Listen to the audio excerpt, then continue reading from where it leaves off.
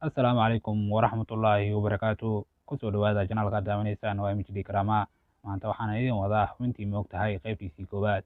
Haddaba kusoo dhawaada janaalka. Waxaan rajaynayaa inaad kusoo biiri doonto janaalka MHD Karama. Haddaad ku cusub tahay subscribe ina saar.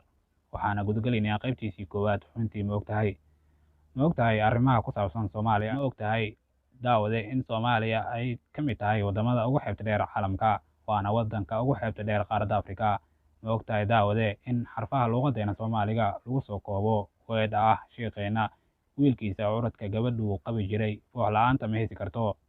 Weedhaas kooban sida aan maqlay waxaa sameeyey Allah u naxariistay Abwaan Cabdullaahi Suldaan Timcade, halka xarfaha Ingiliishka lagu soo koobo the quick brown fox the lazy dog. Maxaa ka ogtahay daawade in xilliyada Soomaaliya iyo bilaha milaadiga ku aadan yihiin ayna kala yihiin xilliga koowaad ee loo yaqaano qorraxeed uu ka kooban yahay 3 bilood January, February, Maarso. Xilliga kale oo loo yaqaano gu isna ka kooban April, May, June. Xagaaga oo loo yaqaano isna waxa uu ka kooban yahay July, Agosto, September. Xilliga ugu dambeeya oo loo yaqaano dayr ayaa isna ka kooban October, November, December. Ma ogtahay akhristo ninkii ugu horreeyay uu sameeyey gabayga qaafiyada ah hoyaalayey hoyaalayey hooye uu ahaa raaga ogaad, waa kii uu lahaa hoyaalayey gabaygu waa ugu horreysaaye halo uma tartee maansada lagu hagaajiyaaye. Maxaa ka ogtahay daawade in magaalada madaxda Soomaaliya ay tahay Muqdisho, tan labaadna ay tahay Hargeysa, midda saddexaadna Kismaayo. Ma ogtahay daawade in waddanka Itoobiya la odhan jiray waagii hore Abyssinia, ha yeeshee horraantii dagaalkii labaad ee dunida ay la baxday magaca Itoobiya.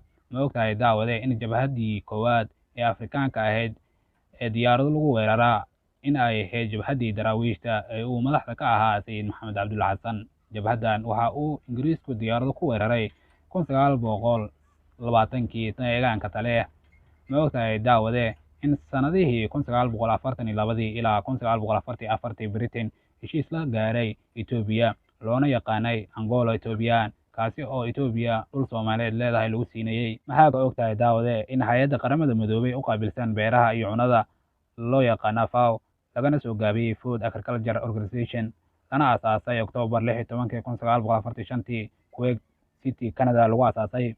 Ma ogtahay daawade in qaramada midoobay la aasaasay sanadkii 1945 Agosto, waxaana ku boobay in ka badan 190 waddan ee dunida ah, laguna aasaasay magaalada San Francisco ee ku taalla Maraykanka.